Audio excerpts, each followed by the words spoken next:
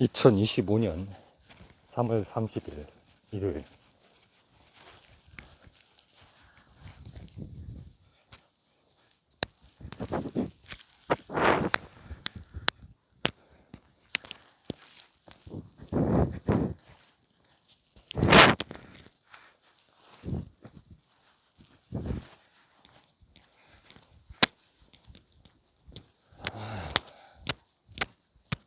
엄청 피곤했던 모양인지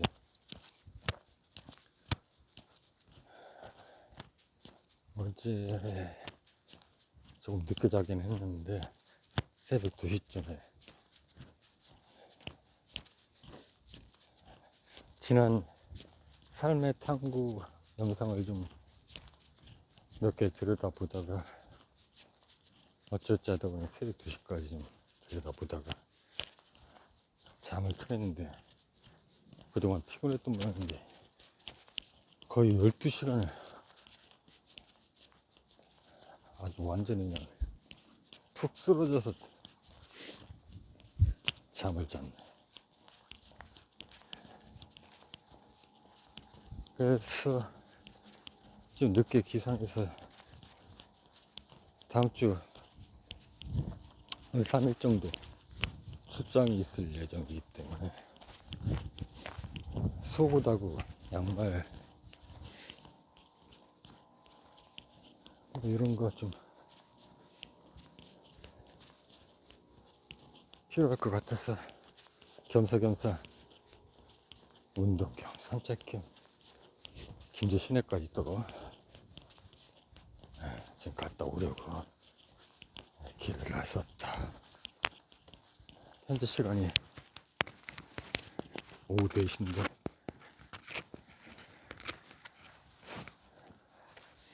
거의 12시간을 많이 뻗어 있었네.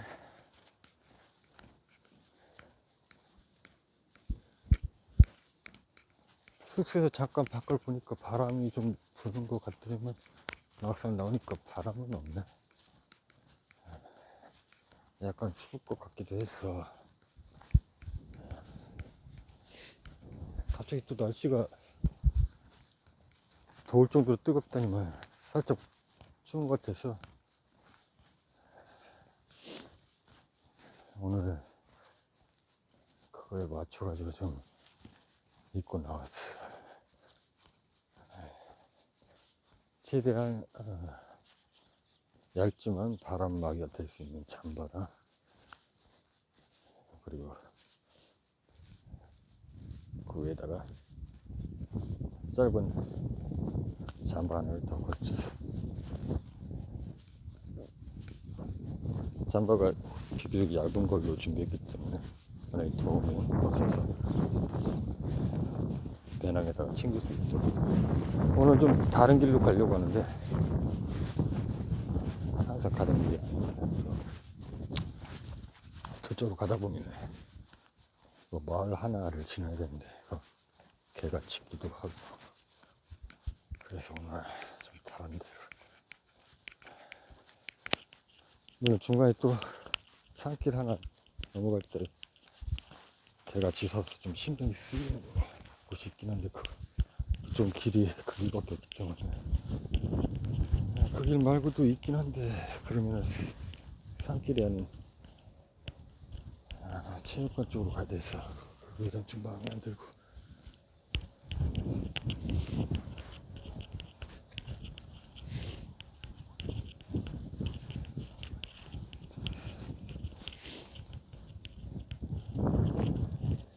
이게 지난번에 밤에 헤맸던 길인데 언제가 한번 이쪽으로 가야지 하면서 이쪽은 잘 안 가지게 되더라고요. 산길이 좀 아니라서.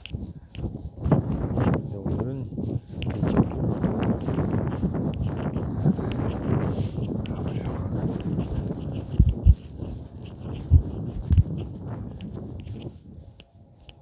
날씨는 좋네. 구름도 적당하고.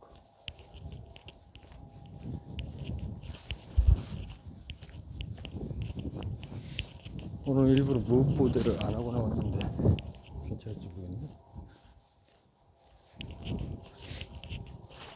신발도 최대한 가벼운 운동화로 신고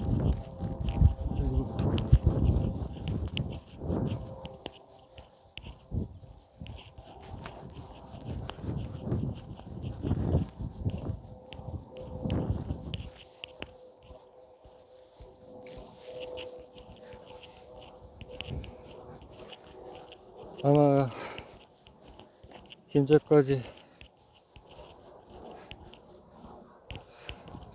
속옷이랑 양말 쭉 하고, 아니, 약국에 들려서 바르는 연고도 하나 사야겠네.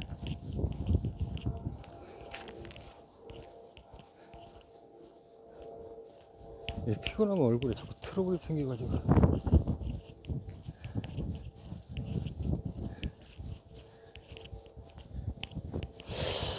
예전에는 이렇게 피곤하다고 얼굴에 트러블이 생길 정도로 그러지 않았는데, 언제부터가 피곤하면 얼굴에 트러블이 생기더라고.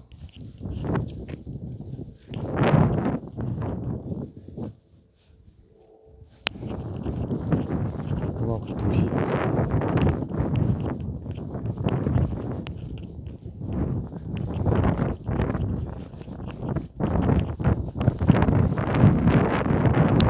그러니까 바람이 좀 있네. 날씨는 괜찮다. 날씨는 춥지 않아가지고.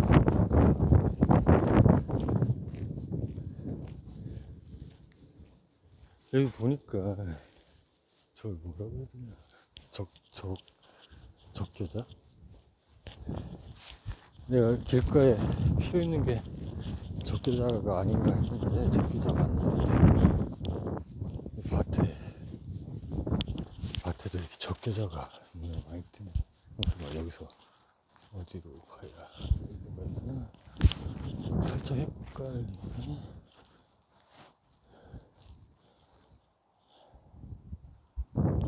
헷갈리는데 어디로 가야지? 그래서 그때 어떻게 갔더라? 일로 가야 될 것 같지?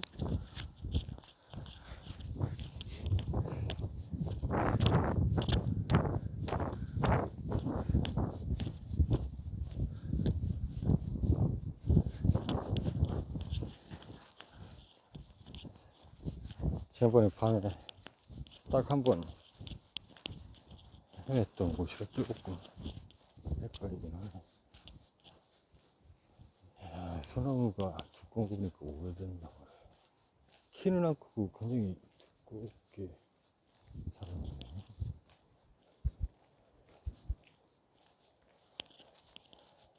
이게 맞나? 그치, 아닌 것 같아. 낯설지.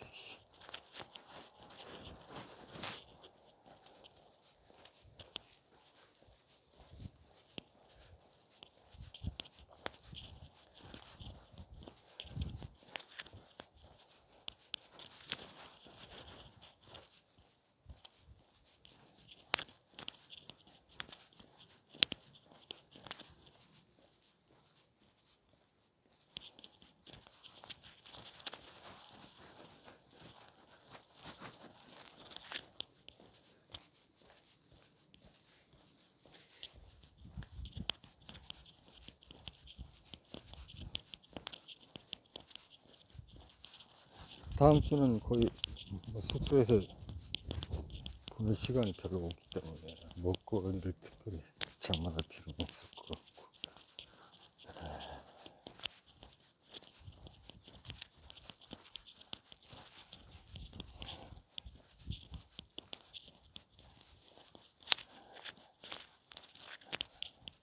월요일에는 출장 가서도 목적으로 컨트롤할 수 있는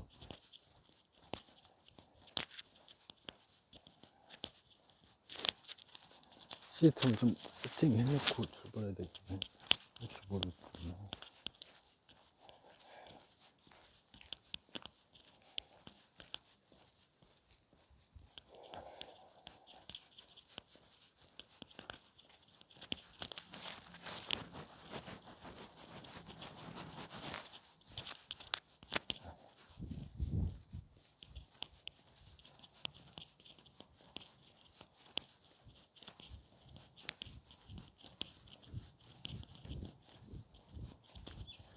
어제 과거 영상들을 쭉 이렇게 살펴보면서 느꼈던 게, 예전에는 좀 하나의 스토리가 있어가지고 내가 촬영한 거지만 약간 호기심이 생기고 좀 재미있는 부분이 있었던 것 같은데, 언제부턴가 스토리가 특별히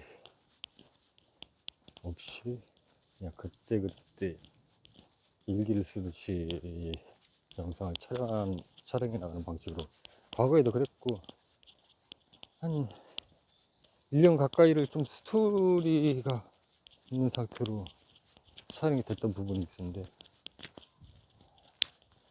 그때 살짝 좀 약간 지금 지나서 하는 얘기인데, 사실 그때는 재미있으라고 한 건 아닌데, 지금 보니까 나름 또 스토리가 있으니까 재미가 있더라고. 자꾸 다음 영상을 보게 되고. 그때는 약간 대상이 좀 있었지. 마치 누군가에게 메시지를 전하는 듯한 그런 스토리로 영상을 계속 전개해 나갔기 때문에, 그래서 아주 사소한 일상도 기록된 게 좀 많은데, 그때마다 나의 순간적인 감정들과 생각들을 비유를 하면, 의미를 하자면 그리워하고 사랑하는 사람에게 보내는 메시지처럼 그렇게 촬영됐기 때문에, 상당히 그 스토리적인 부분이 있어서 좀 재밌는 요소가 좀 있더라고. 물론 그때 당시는 내가 지금 시간이 지났으니까 재밌다 어쩌다 이렇게 생각하지만, 그때는 재밌으라고 한 게 아니니까.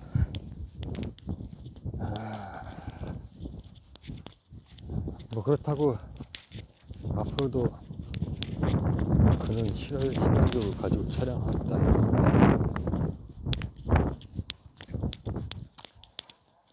내가 이렇게 본격적으로 삶의 탐구라는 타이틀을 가지고 영상을, 내 삶을 기록하기 시작한 게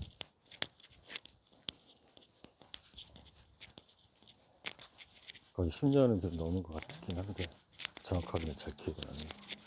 그 전에도 이제 촬영을 안 했었던 게 글로라든가 뭐 음악으로 항상 표현했기 때문에, 여기서 이제 오른쪽으로 가면은 좀 더 빠르게 이제 시내까지 갈 수 있지만, 나는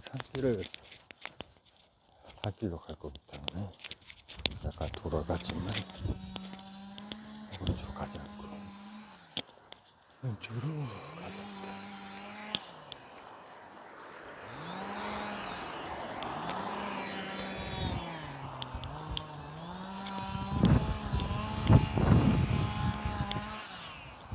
어쨌든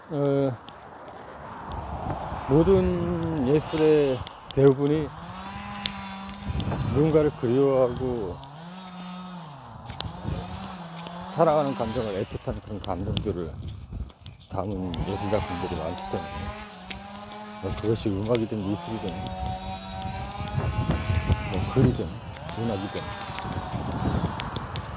항상 예술가는 포괄적인 그림이랄까, 일반 사람들이 생각할 때 대상이 마치 사랑하는 혹은 그리워하는 어떤 한 사람을 대상으로 하는 듯 보이지만, 사실은 포괄적인 의미가 있어. 보편적으로는 그런 듯 보이지만 포괄적인 의미가 있어. 그런 한 대상을 그리워하고 사랑하는 것으로 시작된 그런 감정의 수용도리가 좀 더 포괄적으로 있는 중에, 그 창작계 내부의 전신을 펴주면서 그 모든 것들이 아주 사소한 생활 패턴 속에서, 그리고 삶의 모든 부분에서, 나아가서는 순간순간 지금 내가 지나치면서 보고 느낄 수 있는 바람, 뭐 풀, 나무들, 이런 자연적인 요소, 그리고 좀 더 나아가서는 심층적으로 우주적인 관점 부분까지 이르러서 그것에 대한 포괄적인 사랑, 어떤 에너지, 이런 것까지 담게 되는 경우가 많기 때문에, 이제 대부분은 1차적으로 그런 사람에 대한 감정, 그리고 그것들이 내가 걸으면서 느끼는 자연에 대한 그런 숲에 대한 지나쳐가는 바람과 나무, 풀, 이런 것에 대한 일차적으로는 그런 감정들의 비단 표현으로 그치는 경우가 대부분일 것 같고, 좀 더 심층적으로는 아까도 말했다시피 자연적인, 포괄적인 자연적인, 그리고 우주의 관점으로까지 발전하기도 하고, 뭐 일례로 몇 작가들을 예를 들면 우리가 이렇게 잘 알고 있는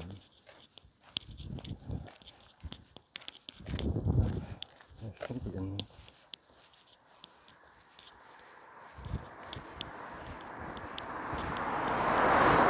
이런 얘기들을 자주 안 하다 보니까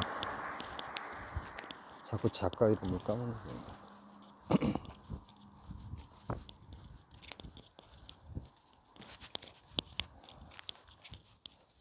하여튼 뭐 생각이 안 나는 걸 모르겠습니다. 아무튼 그런 작가들도 있고, 근데 대부분의 작가들은 보통 1차적인 차원에서 창작이 이루어지기 때문에, 그렇다고 뭐 그게 더 1차적인 것을 벗어나서 고차원적인 작품의 세계로 넘나든다고 해서 그가 더 뛰어난 작가다, 생각났네. 헤르메스 같은 경우가 이제 그런 어떤 사랑하는 대상을 시작으로 해서 그것을 자연적인 사랑으로까지, 범자연적이라고 해야 되지, 그리고 범우주적인 사랑까지 확장돼서 작품 속에서 나타나고 있죠. 나도 20대에 뭐 영향을 안 받았다면 안 받았다고 말하긴 그런데, 영향을 많이 받은 작가이기도 하고, 그리고 특히 나는 개인적으로 가스통 바실리아랄까, 그리고 나이나 이렇게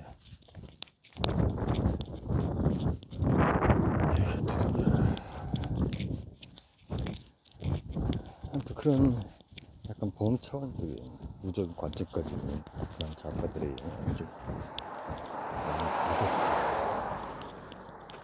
그러니까 이거 일부러 뭐 그렇게 뭐 공부하듯이 영향을 받았다기보다, 나도 처음에는 인간적인 그리움, 한 여인을 대상으로 그리워하고 사랑 감정이 점점 성숙해 나가더니 그때 범자연적인 것이 되고 범우주적인 것이 돼서 내가 모든 바라보는 것들이 그런 차원으로 넘나들게 되더라고. 그리고 고백하건대 나는 글도 많이 쓰긴 했지만 편지를 엄청 많이 썼어요. 어떻게 보면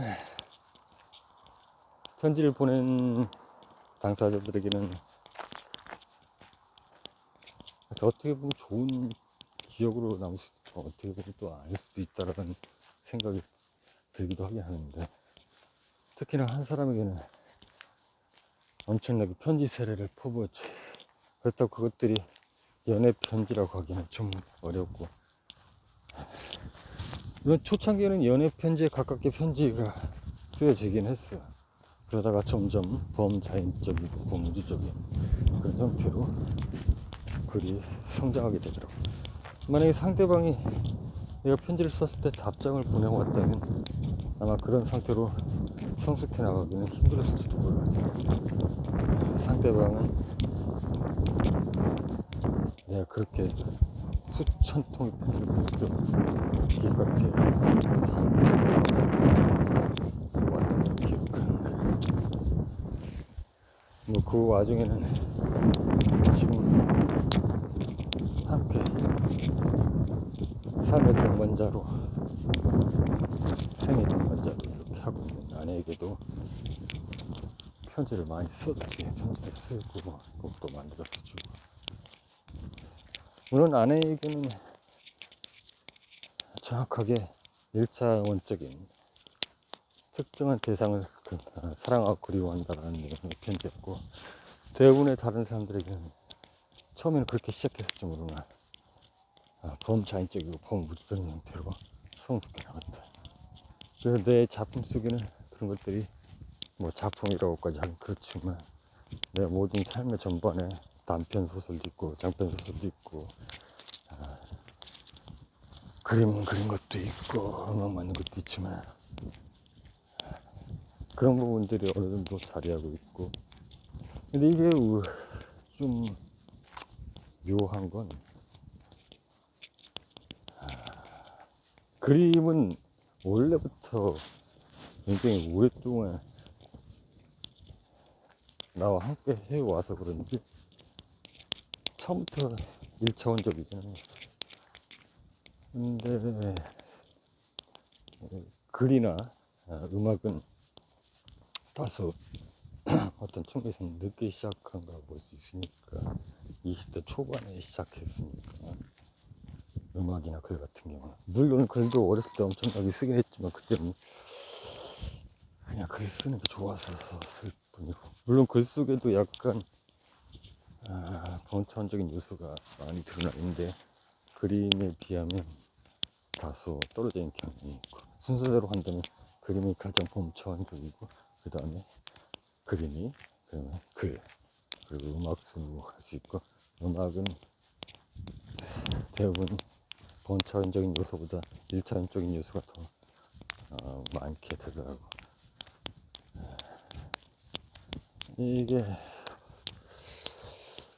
뭐 딱히 딱 이렇다고 정의하기는 어려운데 음악은 굉장히 순간적인 느낌이라고 보다 쉽게 표현해낼 수 있다? 이게 맞는 표현은 아닌데 상대적으로 그렇다는 얘기죠. 그림이나 글 쓰는 거에 비해서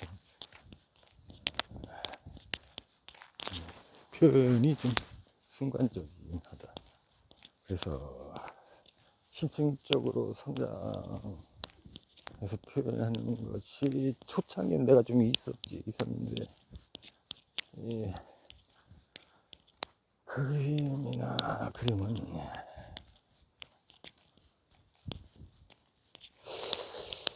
어떻게 설명해야 되나. 그림이나 그림은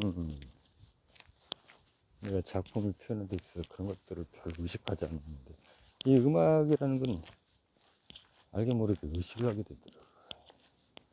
그림이나 글은 특별히 어떤 전시회를 갖거나 발표회를 갖기 전에는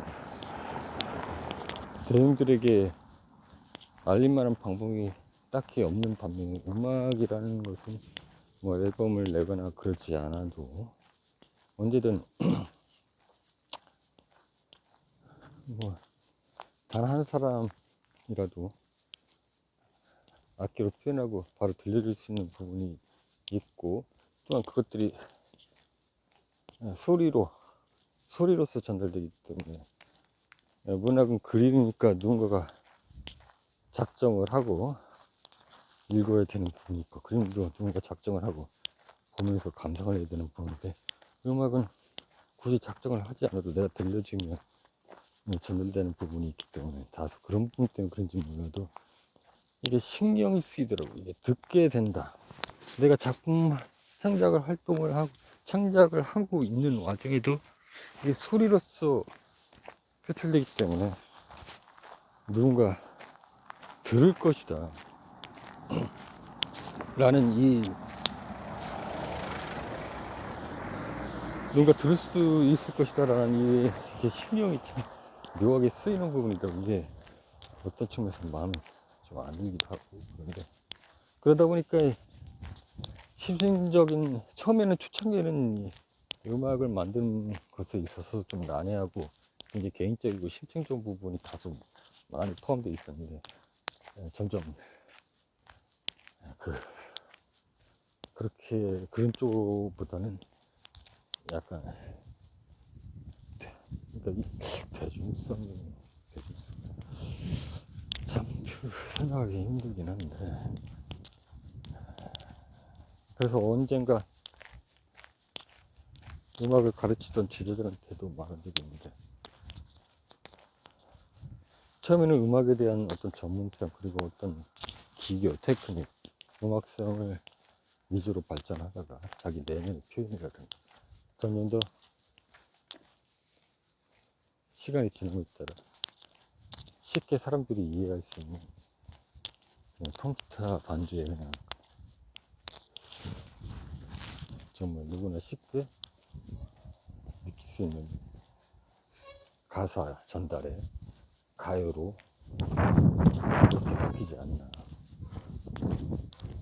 처음에 심한 시작을 했던 결국에는 음악의 표현의 최종 목적지는 누군가에게 전달하는 메시지이고, 그러다 보니까 너무 복잡하지 않고 1차원적인 자연스럽게 가사 전달과 단순한 반주, 거기에 노랫말 있지 않나, 뭐 이런 말을 한 적이 있는데, 그것은 내가 오랫동안 음악을 하면서 체감적으로 느낀 부분이겠어. 그렇게 표현을 해보시고, 상황에 따라서는 한쪽 분야로만 심층적으로 뭐 발전하는 경험도 있겠지만,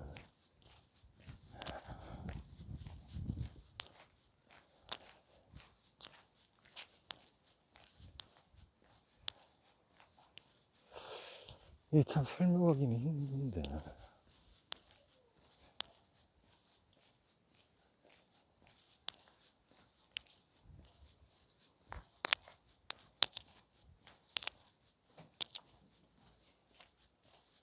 만약에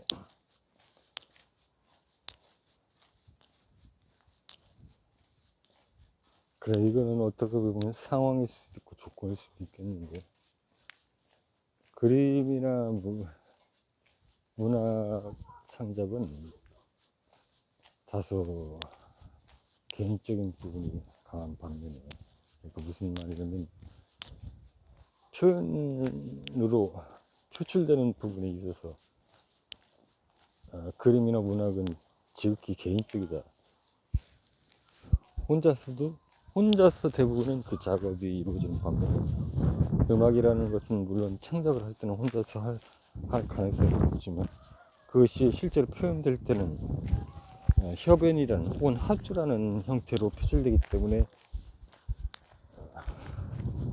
나 개인이 아닌 제2의 제3의 협연자가 필요로 할 수밖에 없다.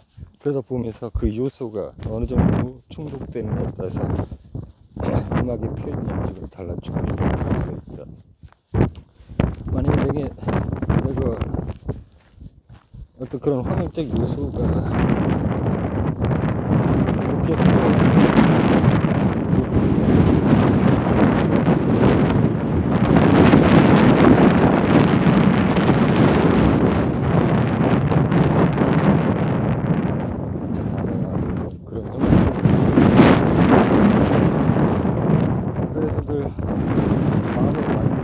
협연자를 오랫동안 그리워했다. 지금도 문제는 그런 사람이 내 곁에 있었으면 바라는 것이고,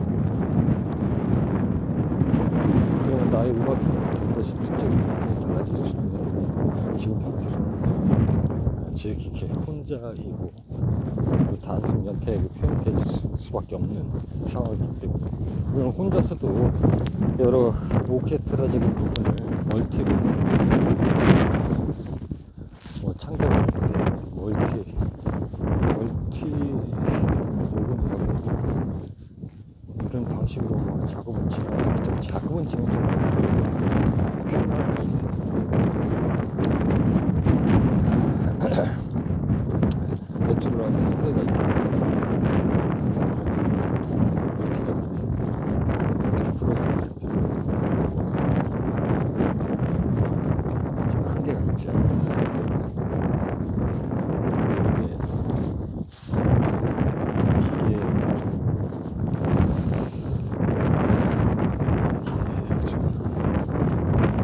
그런 부분이 있다라는, 그런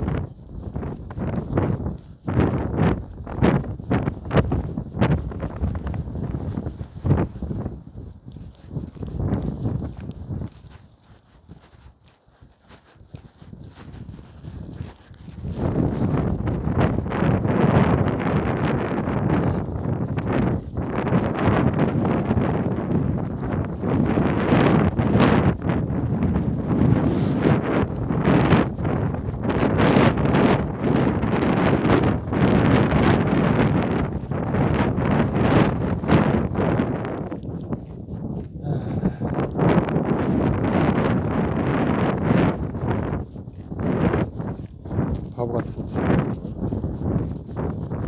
언제나 그런 듯 다른 생각이 가지고 사람은 왜 사는 건가.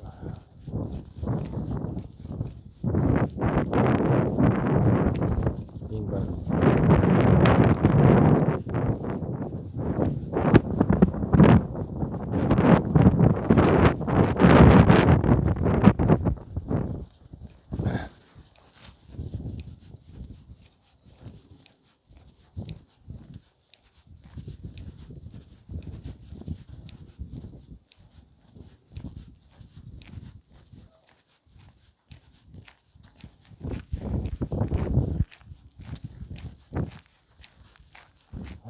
뭐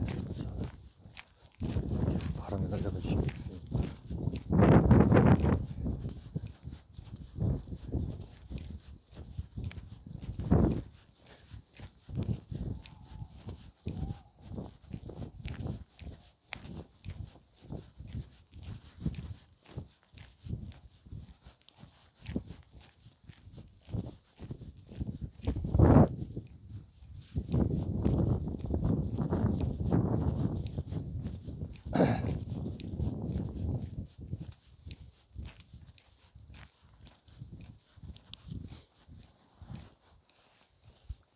꽤 오랜만에 엄청나게 긴 시간 동안 푹 자있는데 중간에 살짝 입이 바싹 마를 정도로 좀 불편함이 있어서 살짝 깼다가 귀찮아서 다시 눈 붙였는데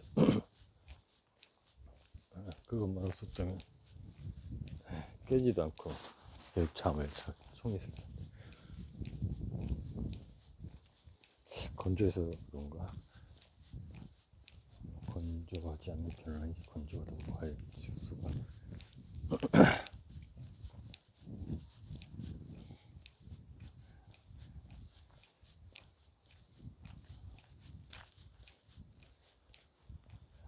지금 내가 뭐 딱히 이것도 사실 부질없는 것이긴 한데 지금 내가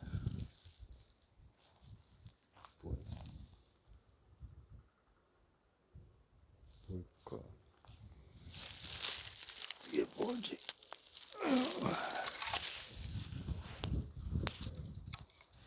무슨 총인데?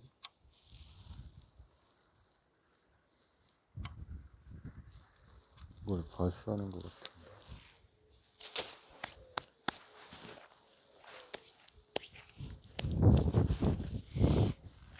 무슨 말을 했다고 했지?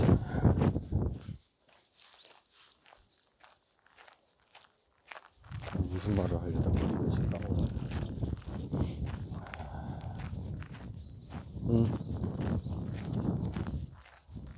부질없는 바람이긴 하지만 지금 말하는 게 있다면 기타를 연주를 하고 싶은데 좀 출력을 제대로 내서 뭐 엄청나게 큰 소리로 하겠다는 것도 아니야. 내가 같이 소유하고 있는 그 앰프의 출력을 최대한 살려서 적어도 내가 연주하는 공간 내에 출력에 의한 좀 이제 활용이 생길 정도로 그런 내추럴한 연주를 좀 하고 싶다라는 게 바람이란 바람이네. 다른 사람들도 같이 생활하고 있는 아파트가 좀 다소 이제 아쉬운 점이 있다면 그게 좀 아쉽네. 몇 달 전만 해도 뭐 어느 정도 방음 장치가 있는 작업실에서 작업을 하고 있었기 때문에 거기서도 살짝 신경이 쓰이긴 하던데 완전히 출력을 좀 높이고 조금 이상하게 신경이 쓰이더라고. 왜냐면은 문을 닫고 밖에서 들어봐도 완전히 차단되는 게 아니라 작업 소리가 들려서 외부에도 좀 들려서 물론 이제 음악실이니까 음악하는 장소인 건 맞던 겁니다.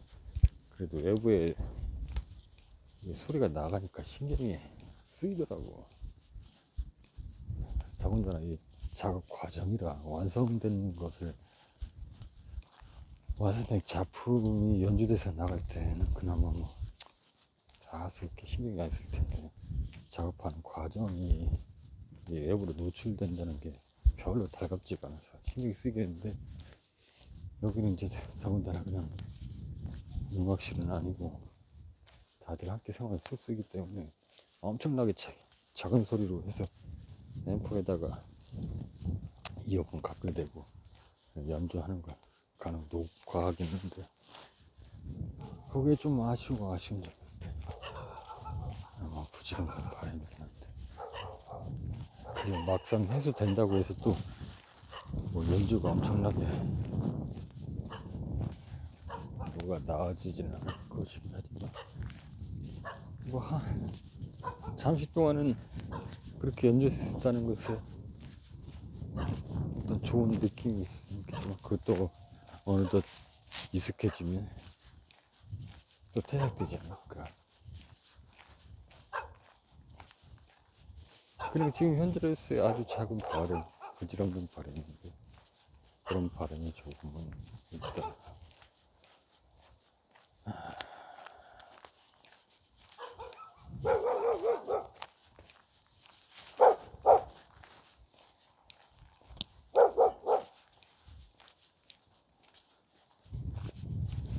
이제 얼마나 익숙해질 텐데 계속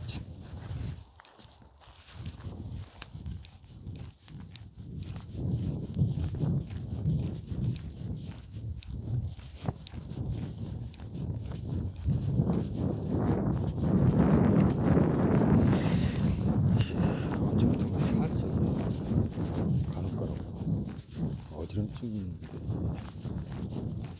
뭔가 안 좋다 싶은데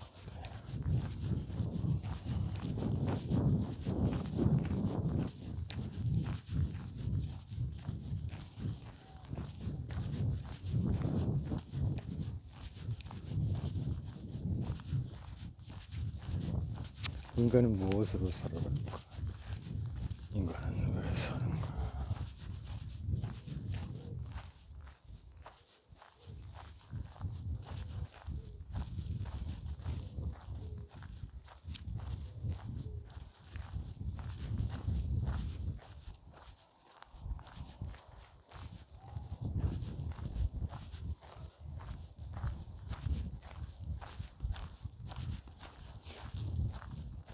이 많은 사람들이 그런 말을 하는데 한 곳에 오래 앉아 있으면 건강이 안 좋다. 굉장히 오래 앉아 있는 상태로 뭔가 하고 있으면 몸에 좋지 않다. 이렇게 말을 하는데 물론 뭐 틀린 말은 아닌데 내가 좀 다른 말을 하고 싶은 게 그게 앉아서 뭔가를 하고 있기 때문에 그런 거거든. 가만히 앉아서 뭔가를 하고 있는 자기 자신도 잃어버릴 정도로 거기에 집중되어 있을 때는 완전히 차원이 좀 달라진다고 나는 생각하는데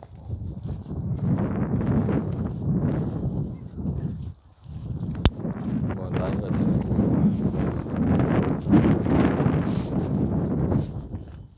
사회생활을 하다 보니까 점점 그런 환경에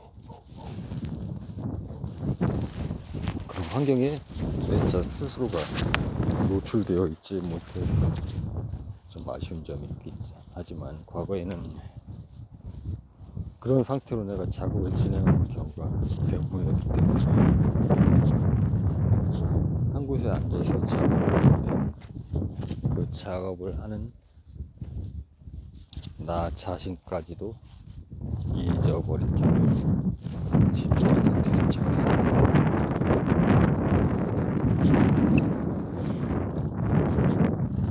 한 곳에서 가만히 이렇게 작업을 하다 보면 뭐 당연히 한 자세로 있기 때문에 그 자세를 있는 상태에서의 그 가족들이 뻐근을 하게 되겠지.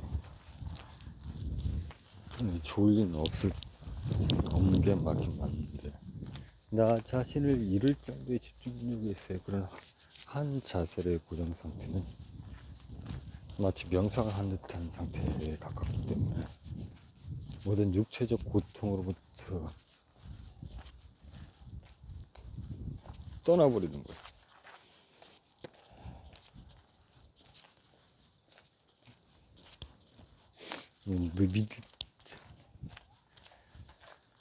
믿지 않을지 모르겠지만 한 번 이런 적이 있었어. 나는 항상 그 당시 그림을 그릴 때는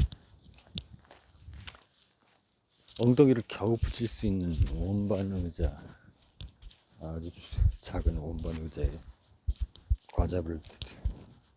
가자부를 들고 그림을 그리기 시작했다. 그리고 나의 작품 속에 집중을 하면서 현재 상태의 나의 시간적인 공간적인 부분을 완전히 잊어버린 채 완전히 작품에 몰두했을 때 나는 누차 말하지만 내 스스로는 단 한 번도 그런 적이 없다고 생각하고 있지만, 그런 모습을 지켜봤던 다수의 사람들에 의한 증언에 의하면 그 자세로 짧으면 3일 4일, 길게는 며칠 동안 화장실도 안 가고 뭐 먹지도 마시지도 않은 채 그렇게 작품 속에 빠져 있었다고 한다. 그러니까 굉장히 오랜 시간 동안 한 자세로 나는 가잡을 튼 채 그림을 그리고 있었던 거지. 단지 움직이는 붓을 찍어서 화폭에 색칠을 하는 나의 팔 동작 정도만 있었을 뿐이고, 몰라, 심하게 막 색칠할 거면 약간 몸이 흔들릴 수도 있었겠지만, 어쨌든 그런 정도의 동작으로 한 자세로 그림을 그렸던 거지. 어느 날은 그러니까 그런 적이 있었어. 그러다가 이제 어느 정도 작품이 마무리가 되거나, 혹은 그걸 어떻게 항상 작품이 마무리됐을 때 그게 집중이 끝나는 건 아니지만, 이제 어느 시점이 와. 그래서 비로소 정신이 드는 거지. 제정신이 돌아와서 내 몸을 일으키려고 하니까, 아마 그 다수의 증언에 의하면 며칠 동안 한 자세로 가부좌를 펴고 있었으니 그 근육이 굳은 거라고 볼 수도 있고, 아무튼 정신이 이제 제정신을 찾고 자리에서 일어나려고 했더니 무릎이 펴지지가 않는 거야. 무릎을 펼 수가 없더라고. 완전히. 그래서 한동안 기다렸어. 근육이 풀릴 때까지 주무르면서. 몇 번이 지나도 도저히 무릎이 펴지지가 않더라고. 그래서 나는 이게 별것도 아니고 워낙 익숙했던 터라 옆에 누군가가 있는 것 같길래 그 누군가 이름을 부르면서 잠깐 나 좀 도와달라고 불렀지. 무릎이 안 펴져서 그런데 살살 같이 무릎을 펴보자고. 나는 그냥 별뜻 없이 무릎 펴기 위해서 도움을 달라고 했는데, 이 친구는 의외로 아주 다르게 받아들이더라고. 큰일 났다. 무릎이 안 펴지니까 큰일 났다. 그래서 다른 사람한테 도움을 청하라고 그러대. 나를 그냥 난리가 났어. 나를 업고 응급실로 막 업고서 막 뛰는 거야. 평소에 이제 나를 아니까 그랬나. 다리가 안 펴지는 게 이게 엄청난 지금 사건인 거야. 그러니까 그들에게는 나는 별것도 아닌데, 아니 이거 뭐 이게 천천히 이렇게 펴지는 건데 그걸 응급실에 데려가가지고 그런 적이 있습니다. 시각을 바꿔 생각하면 뭐 그들의 입장도 충분히 이해가 가긴 하는데 난 지금도 참 무서워. 그게 응급실로 실려갈 정도 그런 건 아닌데 시간을 두고 천천히 그냥 가지. 의사도 결국은 뭐 딱 보더니 뭐 설명을 몇 번 듣더니 뭐 특별히 뭐 어떻게 하는 것도 아니고 시간을 두고 천천히 결국 나는 의사의 도움으로 같이 다리를 폈네. 근데 그러려고 한 건데 그걸 뭐 엄청나게 심각하게 받아들여가지고 하여튼 뭐 그런 적이 있었다. 오늘 묘하게 작품에 대해서 창작에 대한 이야기들로 거의 시내에 왔기 때문에 이따 귀가하면서 다시 촬영하는 걸로 하고 여기서 끊도록 하겠다.